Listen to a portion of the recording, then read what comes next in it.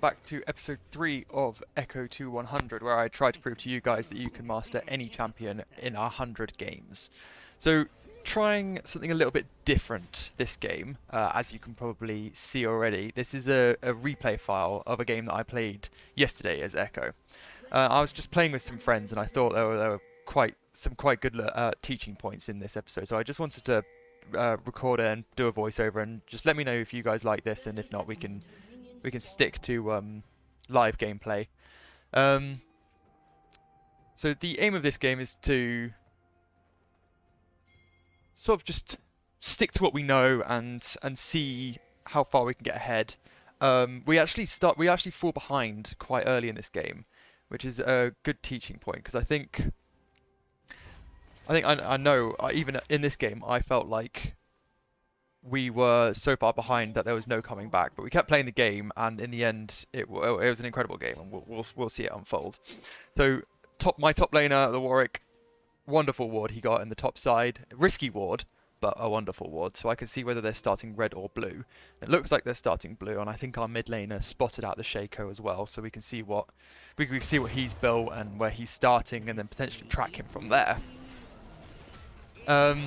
Starting W, again, it's so much nicer to start W than anything else on EKKO, unless you're starting Wolves, you take Q. But anywhere else, you take W for that percent missing health damage that it gets when it's passive. So we smite the early one. It's a standard jungle clear to begin with, so blue to Gromp to Wolves, and then we head up to our red side where the Fiesta begins. So I don't know if you've noticed, but me and my friends are actually trying to do Zorn challenges. So there's new challenges that have come out in League. And there are specialist ones if you play with a 5-stack. So we had me and 4 of my friends decided that we wanted to play champions from Zorn and see if we can get that emblem. And spoiler alert, we do. So finishing off Wolves here, you can see EKKO's just tried to gank mid, and I think, okay, he's coming for an invade. It's just nasty EKKO players all over. So I throw my W out. If you don't know this, W gives a bit of vision, which is why I do this. And if he had started my red, I wanted to catch him out. Victor started moving up, but as you can see, the EKKO here tried to go in for that repeat gank. I've asked for help from my mid laner, but he thinks that if he comes up, he'll die, and I know the EKKO's on his way. In hindsight, I should have probably just run instead of fighting this. But that's because I know how it ends. So EKKO ends up getting the better smite. And you'll see here, we actually burn flash and we go down to the ignite. Horrible experience being invaded by a EKKO, especially as an EKKO. You know, you've got some early game presence, but late game is, you know, that's where you want to be with EKKO, and you want to get there as fast as possible. And if your red buff and potentially chickens as well gets stolen by a slimy EKKO jungle, then you know, you're set back from that first power spike of level 6 and potentially getting all of your items as well. So I keep my wards here. I want to keep a track of EKKO, and I'm saving sweepers for later, because I figured that I'm probably just gonna power farm for a while. So I finish off my Krugs. In hindsight, again, I probably should have gone to my bot side, gone for that crab, and then gone for Gromp. But I see the EKKO there quickly, and I back out. I was gonna help my top laner as he's struggling against a Gangplank who's also quite strong at the moment. But my top laner actually does really well in this game, just not to feed the Gangplank. I think it's an easy ask, but rarely happens. You know, it's 9 out of 10 times there will be a fed Gangplank on the other team. So luckily enough, there is the Scuttle Crab up, and I throw my W, get the stun off to break the shield, which is perfect. Bot lane look like they're pushing in here, and I'm thinking that this is a good gank, so I start coming in. I know my bot lane here are quite strong. Mind you, it's a Lucian Nami, so as you can see there, unfortunately the Twitch was slightly lower. They burn their flashes, I believe. Oh no, sorry. Our support dives in for a flash play. Let's run that back a little bit. Yeah, our support dives in for a flash play to see if she can get a hook. But unfortunately doesn't make it, and you know, it's sadly a failed gank attempt. Yeah, unfortunate that. So anyway, our Gromp's up.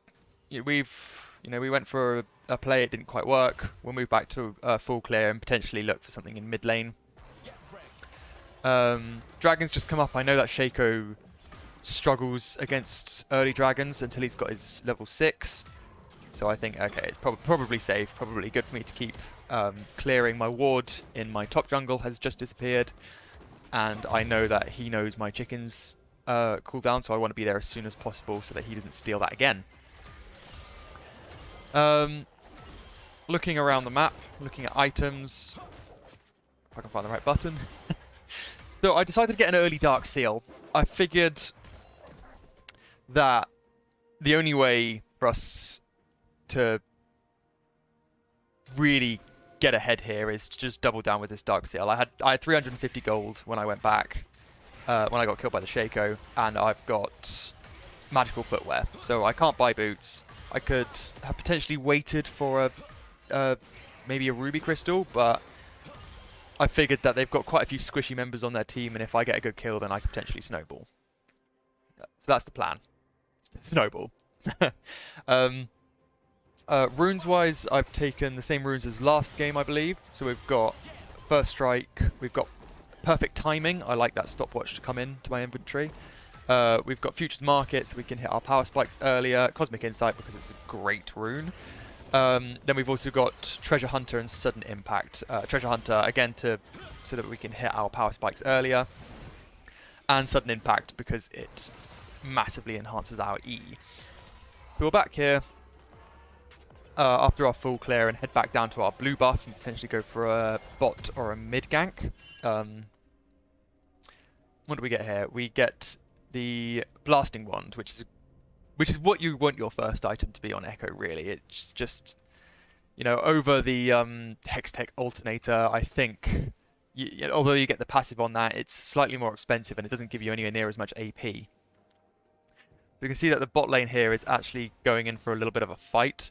I don't know where the Nami's gone. I think she must have gone up and round. Yep, there she is. And they get the kill. Perfect. Unfortunately, it goes to our support. But I think they were lucky to get it there anyway. So I dump a ward down. I get my blue buff. Potentially, do I go for dragon here or do I go for the mid lane gank? It looks like I'm going for the mid lane gank. Yes, I am. So, as you saw from the intro, it wasn't this one, but we get the Xerath flash. But we like this Xerath in this game. From a red side point of view, he's a nice little cash cow, shall I say? We'll get into that when it comes. So we'll go back to our full clear, go back to Gromp, and path up to wolves, chickens. We've got our control wall up there, so with just to monitor those chickens. Chickens are the easiest camp to steal. And with the Shaco, pretty much all he needs to do, depending on whether he's going AP or AD. In this game, he did go AD. But if he goes AP, all he needs to do is put a box down and steal most of them, and then the big one will be left, and the camp won't reset. But we can see Shaco in bot lane here, as Twitch is doing a nice little run around. Victor goes to meet him, so that he gets out. Let's have a look at this. Gangplank ult, because that's global. And unfortunately, after his little run around, the Shaco gets the kill. Not good for us.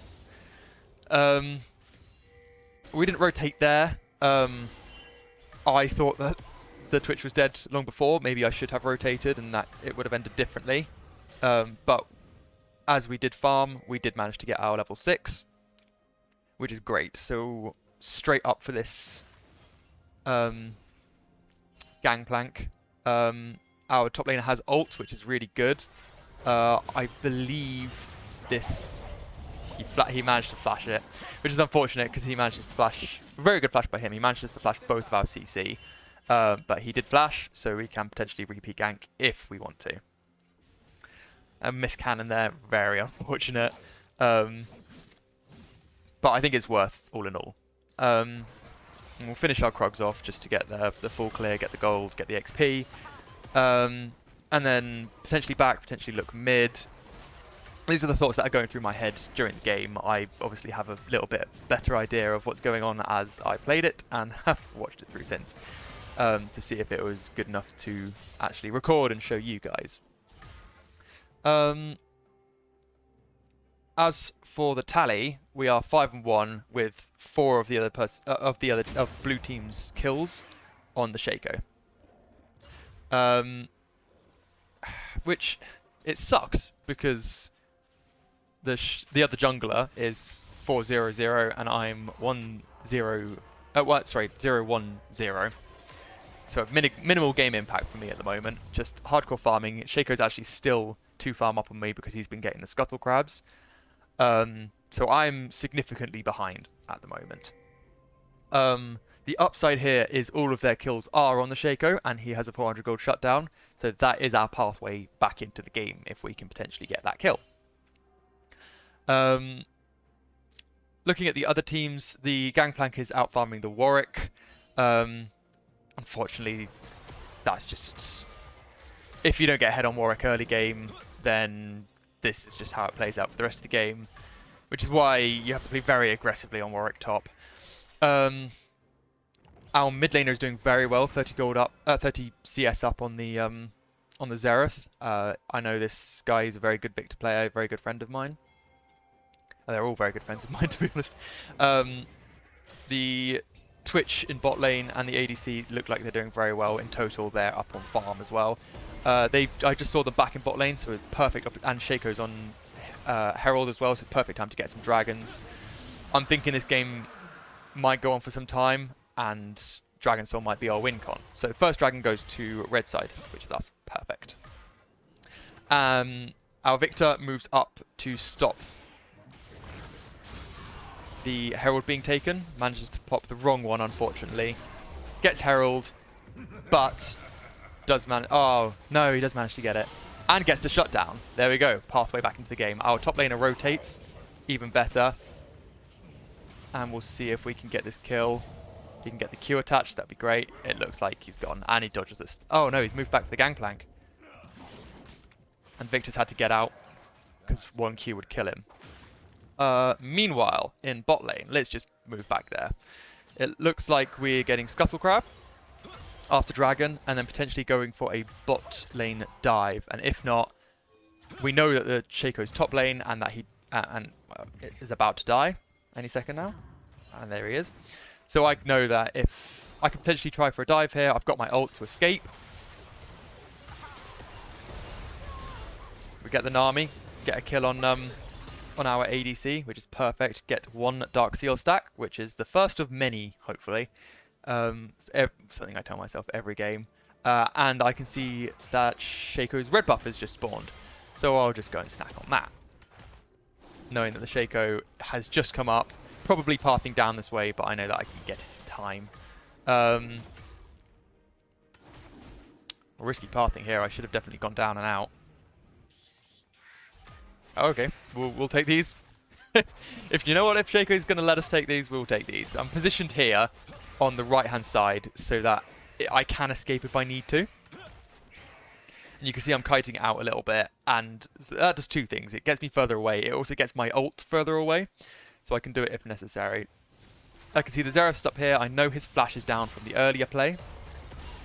He didn't react at all. He's 2 levels up on me, but half health. And we get that solo kill. Nice and easy. All you have to do with the Xerath is kind of dodges both of his CCs, and I get a nice ward there in that high traffic zone, so I can potentially warn our mid laner early if the EKKO does want to gank him from bot side.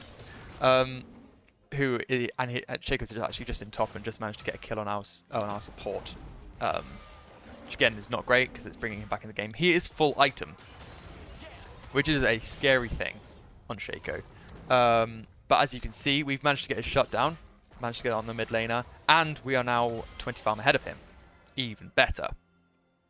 And a level on him as well. Much better. If we hit our level 11 faster than he does, we win that trade, as long as we can actually stick to him. He's notoriously slippery. So it looks like our mid laner is roaming up to see if he can do anything here. Unfortunately, Gangplank just does too much damage, and you see him, and doesn't matter because he can just hit W. So unfortunately, during this roam, it does look like they've gone back in, and it does look like they're going to get the kill. Oh no, maybe not.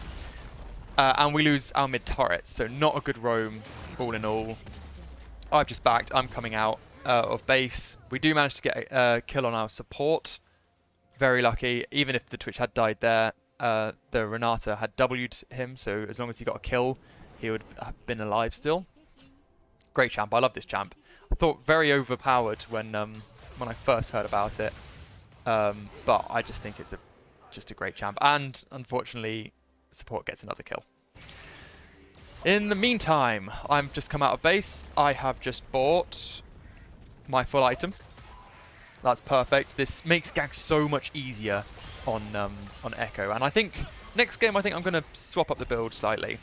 But the Xerath has been stunned. I smite.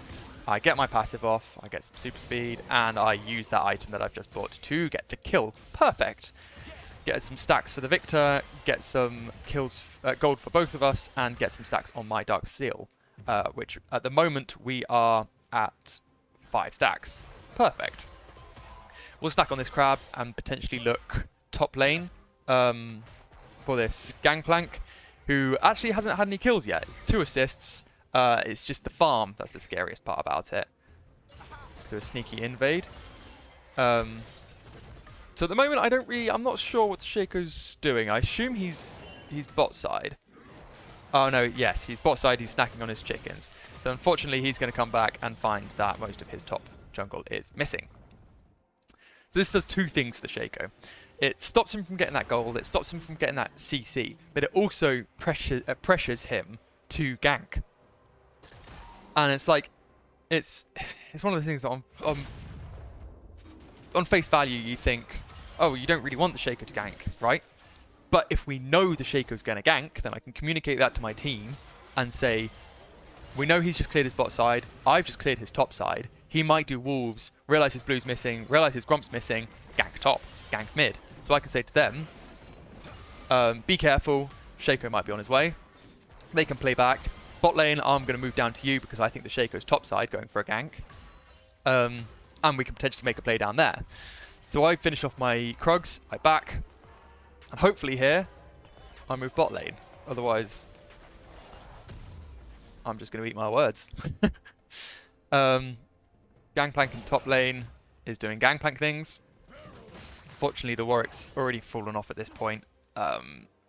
Just the curse of Warwick, really, you know, it's whether it happens. And a little fight going on in bot lane. Don't think anything's going to come from it. They're wanting to start Dragon. I know this. I'm coming straight down. So it looks like the Shaco went up top, realized he didn't have any camps left.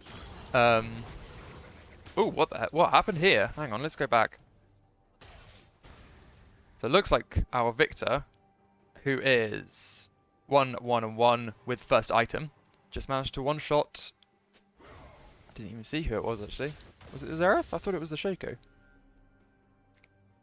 So you see Shaco jumps over into Dragon Pit. Lovely vision we've got there so we can see. They know, looking at their pings, they know that the Victor's here.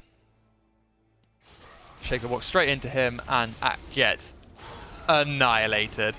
That's what I like to see. Bit of an MVP here at the moment. The man who kept us in the game. This guy's got very good mental as well. So we want to push our advantage here. If we get the bot lane, we get the dragon. Perfect. So we get one. Unfortunately, we don't get the Lucian, but he's low enough that he's just not going to be able to participate in a dragon fight if we want one, which we do. So this is second dragon to red side. Perfect, because I think this game's going to go on for a little bit, and we want that dragon soul. And shortly we'll find out which soul we'll be trying to get. And the map changes to a Mountain Soul map. So a little bit of extra terrain, I mean, it's one of those things that it makes the map look slightly cooler, slightly different, but doesn't really change your gameplay, unlike Hextech map especially. Even potentially a Inferno map if you're Infernal, sorry, map if you're playing a Rengar. I was unfortunate enough to experience that the other day. You know, you play a champion where bushes are really necessary, and then all of a sudden you have no bushes. So gang going in bot lane.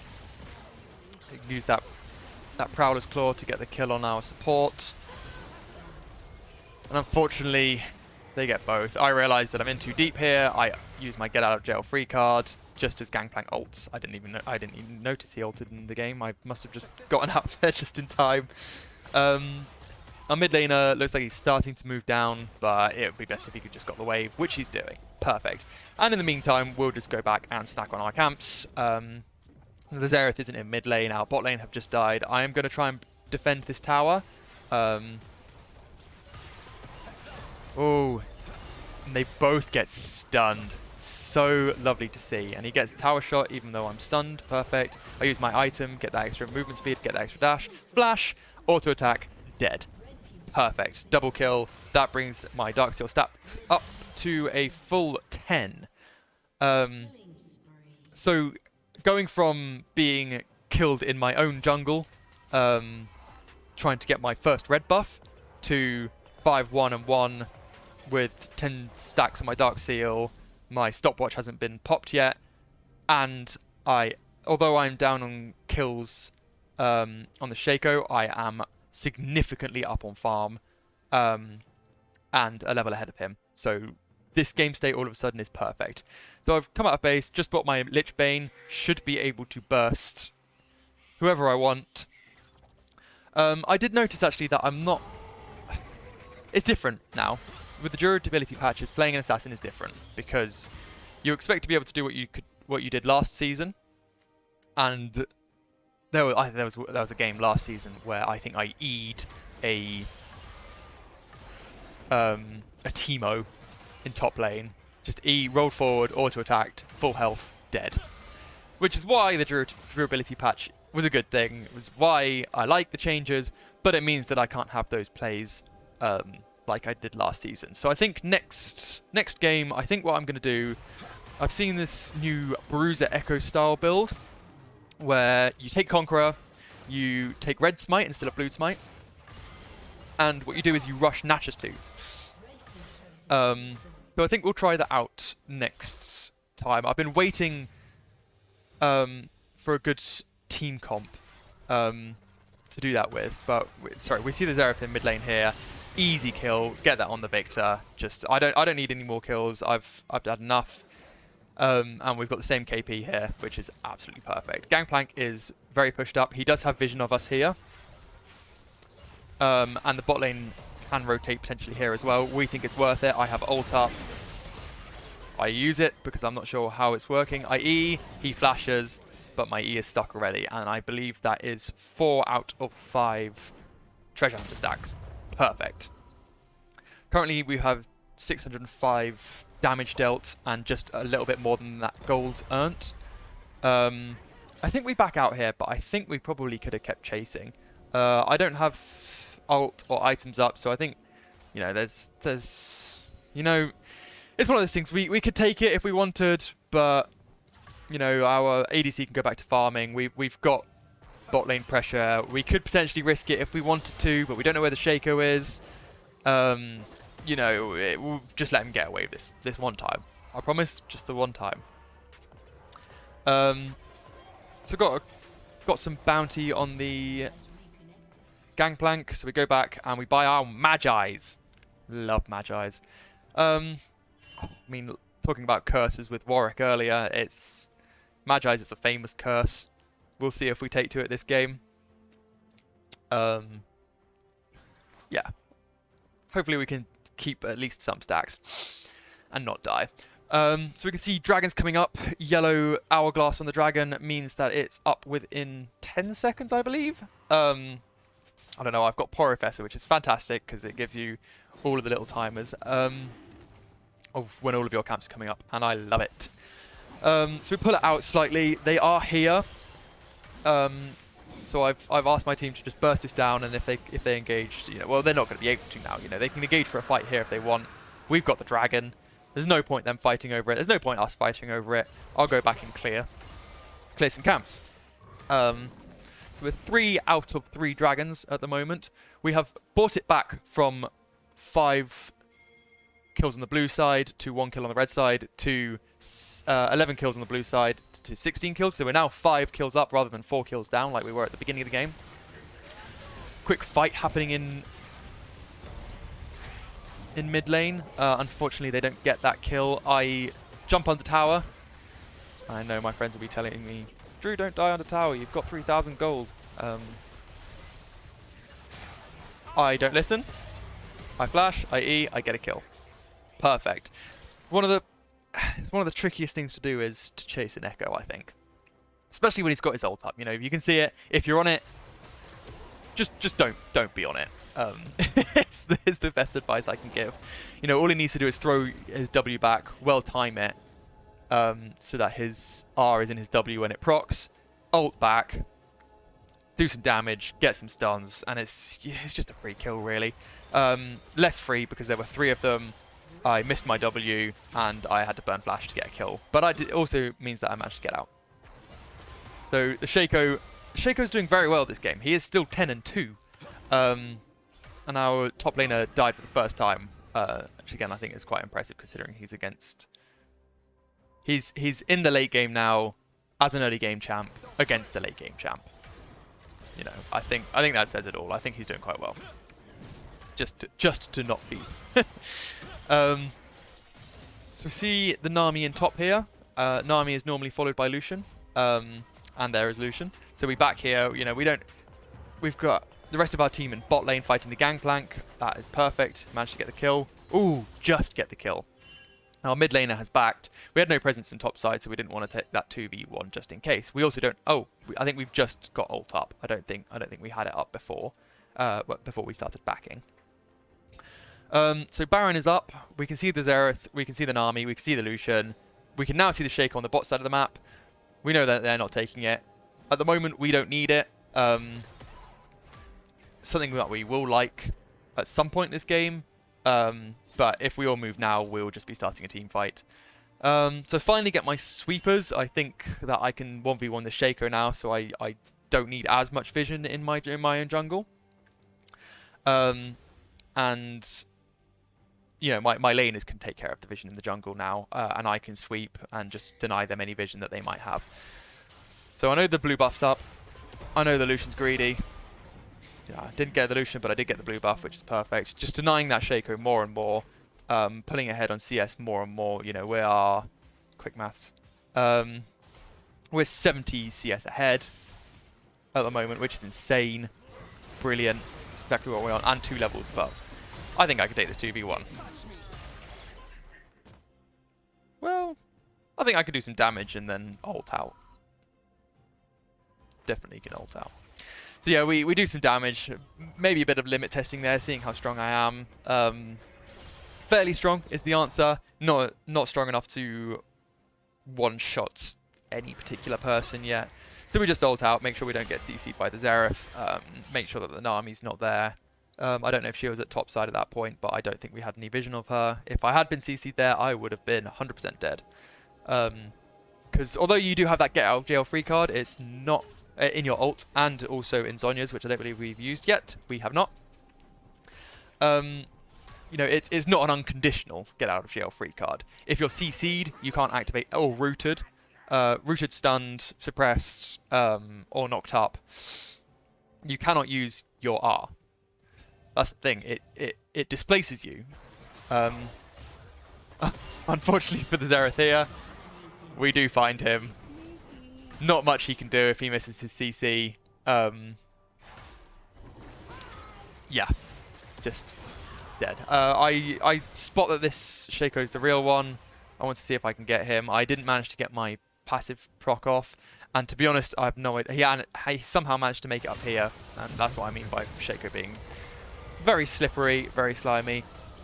Oh, I missed that. I don't know if you guys saw that either, but I'm gonna go back. It's the Renata. So the Victor manages to get very slow. Renata ults and Lucian kills the Shaco. And I go in for the cleanup, but don't quite manage to get it. And that's what I mean by the CC, the stun. Accidentally take that kill from our mid laner. Like I said, he's got good mental, but he was not happy with that one. In my defense, I didn't see that he was chasing. I didn't see that he had secured the kill already. It looked like he was just running at me, and you know I could kill him with a Q. So that's my fault. But quick look. So going from 0-1-0, we are now 9-1-3. Almost 25 Magi stacks. Currently building towards the death cap, seeing if we can get that 1v1. We can see the mid laners up here, all alone, and me and the ADC managed to clear that up.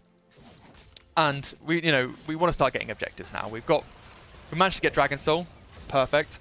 We want to start getting these objectives now as well. We can fight them, we can win. The only way that they can get anything is if the Shaco manages to sneak a kill, which he does not manage to do here, just with that lovely heal coming out from the ADC at the end. So we get that. I just want to keep denying the Shaco some farm. I think we could have potentially gone bot here and potentially got that tower. I don't think farming's the best option here. Maybe I'm close to Rabadon's. But yeah, we have the split pushing Victor in the top lane, which isn't, it's not standard. It's not something you necessarily should be doing in your solo games, because with 5 stack we can say, okay, our mid laner has TP, we'll send him top lane, we'll 4-man mid lane, and then if we get into a fight, he can TP down. If we don't get into a fight, or if we win the fight, then Victor can stay top and get that tower, which he does. Perfect. So, we are currently 25 Magi stacks, Rabadon's fully built, stopwatch up, pretty much full build now. 10, 1, and 4. This is not how I saw this game going when we got invaded on my red buff in the first 3 minutes of the game. It's one of those things that if you just manage to keep your mental straight, and you're playing, especially if you're playing a late game champ, the early game doesn't really matter as long as you really don't get that other team snowballed. The Shaco did start to get snowballed. I think he was 4-0-0 when the Victor managed to get that shutdown. But as the Victor managed to get the shutdown, you want to play around him, which is why we've been ganking Xerath a fair amount. We've also been ganking bot lane a fair amount, and unfortunately leaving top to top. Because gangplank. I think in hindsight, definitely I could have done something. So we spot the Nami. And yeah. What was I saying about not being able to 100-to-1 champions in the durability patch? I don't know. It was definitely something. But that is because we are very fed. 11-1. Well, we were 10-1 and 4 at the time. We'd just built Rabadons. We'd just got 25 Magi stacks. We're pretty much as strong as we can get without a potion at the moment, and level 18. Unfortunately, I think if I catch someone out here, unfortunately for the blue team, very fortunate for me, if I catch someone out on their own and I manage to get my 3rd passive proc up, then even if I don't kill them, I can chase them down and kill them. Even if I don't kill them outright, I can chase them down and kill them. So Gangplank's managed to catch himself out here, and somehow manages to get himself killed. It's this was a tilt play from him. He had a very good lane against the Warwick. He'd managed to get up a lot of farm, and although he didn't get a lot of kills, and now he's 1-6-2. He's not happy. There's potential you guys recognize this play. That would have been the opening.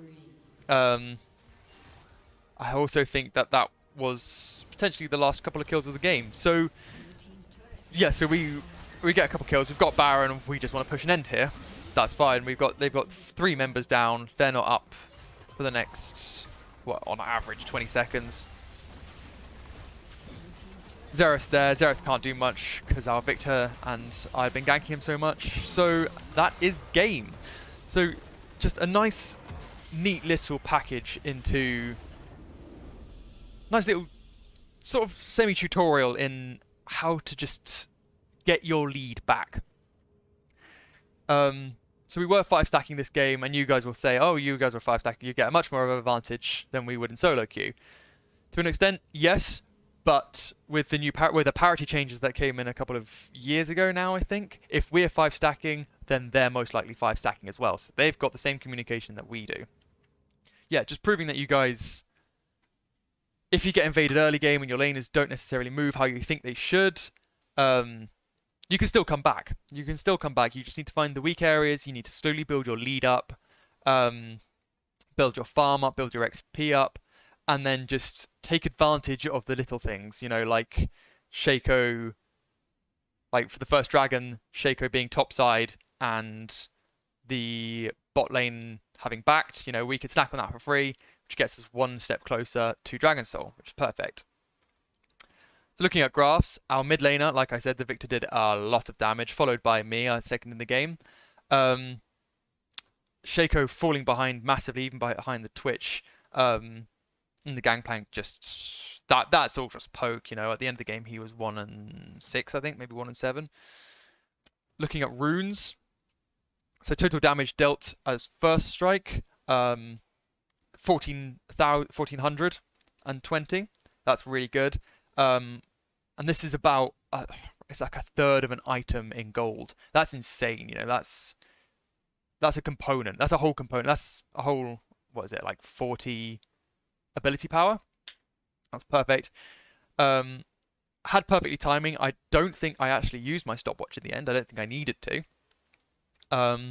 Futures Market 3 times. Cosmic Insight always does work. Managed to get all 5 stacks on my Treasure Hunter, like I said I would last game. Perfect. And almost 1,000 damage extra done on Sudden Impact.